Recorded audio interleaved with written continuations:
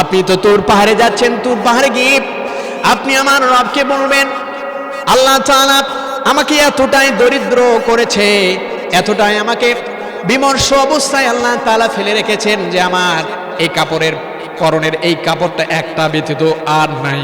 আমি আমার শরীরটাকেও ভালো করে ডাকতে পারি না, আমার ঘরটাও জীর্ণ শীর্ণ। আল্লাহ যেন আমার এই অবস্থাকে পরিবর্তন করে দেয়। মূসা নবী বললেন, আচ্ছা ঠিক আছে, তোমার কথাটাও আমি আমার রব পর্যন্ত পৌঁছায়া দেব। আমার বন্ধুগণ, আমার ভাইয়েরা, তাফসীরের কিতাবের মধ্যে এসেছে হযরত মূসা আলাইহিস সালাতু ওয়াস সালাম তিনি একদিন তুর পাহাড়ে তিনি যাবেন। তুর পাহাড়ে যাওয়ার সময় প্রতিমধ্যে তিনি তিনজন ব্যক্তির সাক্ষাৎ তিনি পেলেন। এই তিনজন ব্যক্তি আল্লাহর নবী মূসা আলাইহিস সালাতু ওয়াস সালামকে তিনটি অজুহাত পেশ করলেন। প্রথম নম্বর ব্যক্তি হযরত মূসা আলাইহিস সালাতু ওয়াস সালামকে ডাক দিয়ে বললেন, ও আল্লাহর নবী মূসা, আল্লাহ তাআলা আমাকে এত সম্পদ তিনি দান করেছেন, এই সম্পদগুলো রক্ষণাবেক্ষণ করতে আমার বড় কষ্ট হয়ে যায়। আমি অনেক চেষ্টা করছি আমার এই সম্পদগুলো যেন কমে, কিন্তু দিনের পর দিন আমার এই সম্পদগুলো বেড়েই চলেছে, আমার সম্পদ কমার কোনো নাম গন্ধ পাচ্ছি না। আপনি তো তুর পাহাড়ে যাচ্ছেন, আপনি তো আল্লাহর সাথে কথা বলবার জন্য আপনি যাচ্ছেন, আপনি আল্লাহ তাআলাকে গিয়ে বলবেন আল্লাহ তাআলা যেন আমার এই সম্পদগুলো একটু যেন কমাই দেয়, আল্লাহ তাআলা যেন আমার এই সম্পদ থেকে একটু সম্পদ যেন আল্লাহ তাআলা কমিয়ে দেন। এই কথাটা আপনি একটু আল্লাহ তাআলাকে গিয়ে বললেন। হযরত মূসা বললেন, আচ্ছা ঠিক আছে, যেহেতু আমি আমার রবের সঙ্গে সাক্ষাৎ, আমার রবের সঙ্গে কথা বলবার জন্য আমি যাচ্ছি, আমি আপনার কথাটা আমার রব পর্যন্ত পৌঁছিয়ে দেব। জোরে বলুন সুবহানাল্লাহ। সম্মানিত ভাইরা, শুধু তাই নয়, হযরত উসমান যিন্নুরাইন রাদিয়াল্লাহু তাআলা আনহু একদিন বিশ্ব নবীকে বললেন, ইয়া রাসূলুল্লাহ, আল্লাহ আমার এত সম্পদ দিয়েছেন, এই সম্পদগুলো আমার কমছে না, আপনি আমাকে এমন একটা বুদ্ধি, এমন একটা কাজের কথা আপনি বলে দেন যাতে করে আমার সম্পদগুলো কমে। আল্লাহর নবী মুহাম্মদুর রাসূলুল্লাহ সাল্লাল্লাহু আলাইহি ওয়াসাল্লাম ওসমান রাদিয়াল্লাহু তাআলা আনহুকে বললেন, হে ওসমান, যখন তুমি খাবার খাবে তখন অবশিষ্ট খাবার যেটা প্লেট থেকে পড়ে যায় ওই খাবারটা তুমি খেও না। ওসমান রাদিয়াল্লাহু তাআলা আনহু আল্লাহর নবীকে বলছেন, ইয়া রাসূলুল্লাহ, আপনি এইটা কথা বললেন, আল্লাহ তাআলার এই রিজিক আমি নষ্ট করব? আমি আল্লাহ তাআলা যে আমার জন্য এই রিজিকের যে ব্যবস্থা করলেন, এই ভাত, এই খানা, এটা আমি নষ্ট করব? প্লেট থেকে পড়ে গেছে, ওইটা তো আমি খাবো না, বরং ওইটা তো আমার জন্য রহমত। জোরে বলুন আল্লাহু আকবার। আল্লাহ নবী মুহাম্মদ রাসূলুল্লাহ সাল্লাল্লাহু আলাইহি ওয়াসাল্লাম না পেরে ওসমান রাদিয়াল্লাহু তাআলা আনহু বিশ্বনবীকে বারবার বলে, ইয়া রাসূলুল্লাহ, আপনি আমার জন্য দোয়া করেন, আমার জন্য সম্পদ একটু কমে যায়। সম্পদের কারণে আমি আল্লাহ তাআলার ইবাদতের ক্ষেত্রে বেশি মনোনিবেশ করতে পারছি না। আল্লাহর নবী এবার সর্বশেষ ওসমানকে বললেন, হে ওসমান, আজকে থেকে তুমি যখন খাবার খাবে, এই খাবারটা তুমি মাটির মধ্যে বসে খাবে না, বরং তুমি এই খাবারটা উটের পিঠের মধ্যে চড়ে তুমি খাবে। সম্মানিত ভাইরা আমার, আল্লাহ রাসূলের চিন্তা হলো, ওসমান যখন উটের পিঠের মধ্যে চড়ে যখন খাবার খাবে, এই খাবারটা যদি কোনো একটা খাবার পড়ে যায় তো উটের পিঠ থেকে নেমে তো আর সে ওই খাবারটা খাবে না, তাহলে তার সম্পদ কি হয়ে যাবে? কমে যাবে। হযরত ওসমান রাদিয়াল্লাহু তাআলা আনহু তিনি এই কাজই করলেন, কিন্তু তারপরও সম্পদ কমে না। ওসমান রাদিয়াল্লাহু তাআলা আনহু বিশ্বনবীর দরবারে গিয়ে বললেন, ইয়া রাসূলুল্লাহ, ইয়া হাবিবাল্লাহ, আপনি যে পদ্ধতি আমাকে বলে দিয়েছেন আমি তো ওই পদ্ধতি মানলাম, কিন্তু আমার সম্পদ তো কমছে না। আল্লাহর নবী ওসমানকে ডাক দিয়ে বললেন, হে ওসমান, বলো তো দেখি, এই উটের পিঠের মধ্যে যখন তুমি চড়ে খাবারটা যখন তুমি খাও, যে খাবারটা পড়ে যায় ওই খাবারটা তুমি কি আবার উঠাইয়া খাও? ওসমান রাদিয়াল্লাহু তাআলা বললেন, ইয়া রাসূলুল্লাহ, আপনি কি বলেন? ওই খাবারটাই তো আমার জন্য বরকত, ওই বরকতপূর্ণ খাবারটা আমি কেমনে রেখে দেই? এবার রাসূল বলেন, হে ওসমান, সারা জীবন যদি আমি তোমাকে বলি এই পদ্ধতিগুলো, তবু তোমার কোনোদিন সম্পদ কমবে না, কারণ আল্লাহর এই নিয়ামতের কৃতজ্ঞতা তোমার সবচাইতে বেশি। আর আল্লাহ বলছেন, লাইন শাকারতুম লাযিদান্নাকুম, আল্লাহ বলছেন যারা আমার নিয়ামতের কৃতজ্ঞতা প্রকাশ করবে আমি আল্লাহ তাআলা তার নিয়ামতকে বাড়িয়ে দেব। জোরে বলুন সুবহানাল্লাহ। কিন্তু আমাদের সমাজে যা আমরা খাই তার 20 ভাগ কিন্তু আমরা কি করি?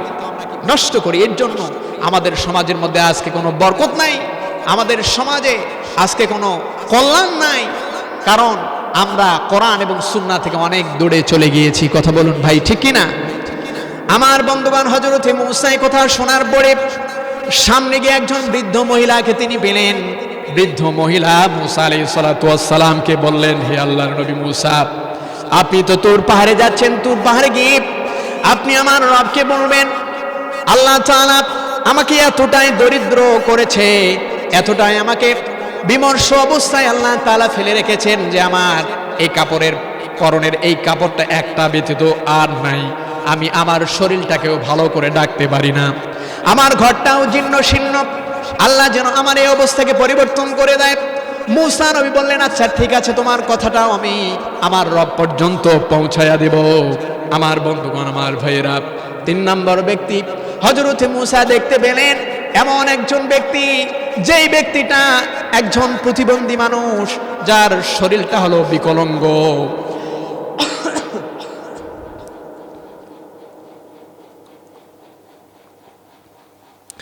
যার শরীরটা হলো বিকলাঙ্গ, 2টা হাত এবং 2টা পা কাটা। এই ব্যক্তিটা মূসা নবীকে ডাক দিয়ে বলল, হে আল্লাহর নবী মূসা, আপনি তো তুর পাহাড়ে যাচ্ছেন, আপনি আল্লাহ তাআলাকে গিয়ে প্রশ্ন করবেন, আল্লাহ তাআলা আমাকে কি জন্য সৃষ্টি করেছে? আমি না দুনিয়ার মধ্যে কোনো কল্যাণের, দুনিয়ায় না কোনো কল্যাণের ভাগী আমি হতে পারলাম না, পরকালীন জীবনে কোনো কল্যাণের ভাগী হতে পারবো? আল্লাহ তাআলা আমাকে কি জন্য সৃষ্টি করলেন, বিকলাঙ্গ করলেন? দুনিয়ায় তো কোনো কাজে আমি আসি না, আল্লাহ তাআলা কি জন্য আমাকে সৃষ্টি করলেন? এই কথাটা আপনি একটু আমার রবকে আপনি একটু জানায় দিবেন এবং উত্তরটাও আপনি আমাকে পৌঁছায়া দিবেন। হযরতে মূসা আলাইহিস সালাতু ওয়াস সালাম বিকলাঙ্গ এই ব্যক্তিটাকে ডাক দিয়ে বলল, আচ্ছা ঠিক আছে, যেহেতু আমি আমার রবের দরবার পর্যন্ত চলে যাচ্ছি, আমি তোমার কথাটাও জানিয়ে দেব। এবার আল্লাহর নবী মূসা আলাইহিস সালাতু ওয়াস সালাম আল্লাহকে 3 ব্যক্তির কথা বললেন। প্রথম ব্যক্তির কথায় মূসা আলাইহিস সালাতু ওয়াস সালাম বললেন, আল্লাহ তাআলা আপনার অমুক বান্দার সম্পদ অনেক বেশি, সে সম্পদটা একটু কমাতে চায়, এই জন্য তাকে আমি কি আনসার দিতে পারি? আল্লাহ তাআলা বললেন, ওই ব্যক্তিকে তুমি গিয়ে বলবে সে যেন আমি আল্লাহ তাআলার নাফরমানি করে অকৃতজ্ঞ হয়, সে যেন আমি আল্লাহ তাআলা যে তাকে সম্পদ দিয়েছে এই জন্য সে যেন না শুকরিয়া যেন আদায় করে, সে যেন অকৃতজ্ঞ হয়, সে যেন কৃতজ্ঞতা প্রকাশ না করে। 2 নম্বর ব্যক্তির জবাবে আল্লাহ বললেন, ওই ব্যক্তিকে গিয়ে, ওই মহিলাকে গিয়ে তুমি বলবে সে যেন আমি রবের কৃতজ্ঞতা প্রকাশ করে। 3 নম্বর ব্যক্তিকে গিয়ে তুমি বলবে আল্লাহ তাআলা তোমাকে জাহান্নামের একটা গর্তের মুখ ভর্তি করার জন্য আল্লাহ তাআলা তোমাকে সৃষ্টি করেছেন। জোরে বলুন না আল্লাহু আকবার। আল্লাহ নবী মূসা আলাইহিস সালাতু ওয়াস সালাম আসার সময় সর্বশেষ যেই ব্যক্তির কথা তিনি শুনেছিলেন, এই বিকলাঙ্গ ব্যক্তির তিনি দেখা পেয়ে গেলেন। আমার বন্ধুগণ, আমার ভাইয়েরা, ওই বিকলাঙ্গ ব্যক্তি মূসা নবীকে ডাক দিয়ে বলল, ও আল্লাহর নবী মূসা, বলুন তো দেখি আল্লাহ তাআলা আমাকে কি জন্য সৃষ্টি করেছেন?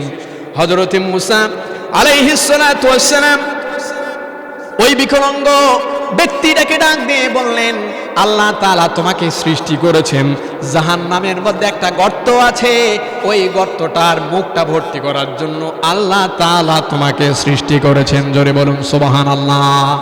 একথা শুনবার পরে বিকলাঙ্গ এই ব্যক্তিটা আল্লাহ তাআলার কৃতজ্ঞতা তিনি প্রকাশ করলেন, শুকরিয়া আদায় করলেন।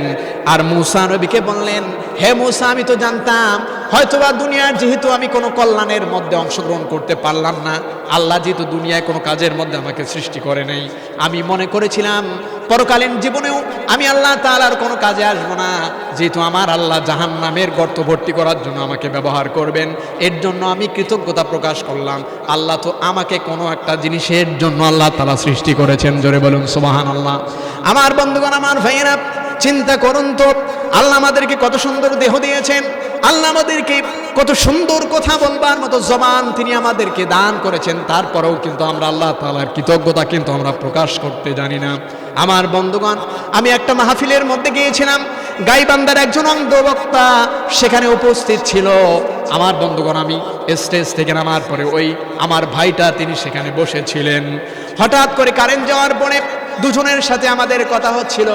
আমি বিরক্ত প্রকাশ করলাম। ওই অন্ধ বক্তাটা তিনি আমাকে বললেন, হুজুর, আপনি শুধুমাত্র কারেন্ট যাওয়ার সাথে সাথে বিরক্ত প্রকাশ করছেন, আপনার মনের মধ্যে অশান্তি চলে এসেছে, অসন্তোষ চলে এসেছে, অথচ আমি আবার জীবদ্দশায় কোনোদিন পর্যন্ত জমিনের আলো, আল্লাহ তাআলার এই জমিনের আলো আমি দেখতে পাই নাই। আমার বন্ধুগণ, আমার ভাইয়েরা, এই জন্য আল্লাহ তাআলার কৃতজ্ঞকারী বান্দা হতে হবে, তবেই আপনি আল্লাহ তাআলার সন্তুষ্টি অর্জন করতে পারবেন। 2 নম্বর ব্যক্তি, যেই ব্যক্তিটাকে হযরত মূসা আলাইহিস সালাতু ওয়াস সালাম 2 নম্বরে যেই মহিলাকে পেয়েছিলেন, ওই মহিলার সঙ্গে দেখা হয়ে গেল। ওই মহিলা আল্লাহ নবী মূসাকে ডাক দিয়ে বলল, ও মূসা, বলো তো দেখি আল্লাহ তাআলা আমার জন্য কি পরামর্শ দিলেন, আমি কি করলে আমার সম্পদ বেড়ে যাবে, আল্লাহকে আমার সম্পদ বাড়াই দিবে। হযরত মূসা আলাইহিস সালাতু ওয়াস সালাম মহিলাকে ডাক দিয়ে বলল, ও মহিলা, আল্লাহ তাআলা তোমাকে যে অবস্থার মধ্যে রেখেছেন, এই অবস্থার মধ্যে তুমি আল্লাহ তাআলার কৃতজ্ঞতা প্রকাশ করো। যখনই মূসা আলাইহিস সালাতু ওয়াস সালামের কথা ওই মহিলাকে ডাক দিয়ে বলেছে, মহিলা এমন ভাবে রাগান্বিত হয়েছে, তিনি আল্লাহ তাআলার অকৃতজ্ঞ বান্দা হিসেবে তিনি পরিণত হয়েছেন। তৎক্ষণাৎ আল্লাহ তাআলা ওই ব্যক্তির উপরে আসমানি ঝড়, আসমানি তাণ্ডব, আসমানি ঘূর্ণিঝড় আল্লাহ তাআলা নাযিল করলেন।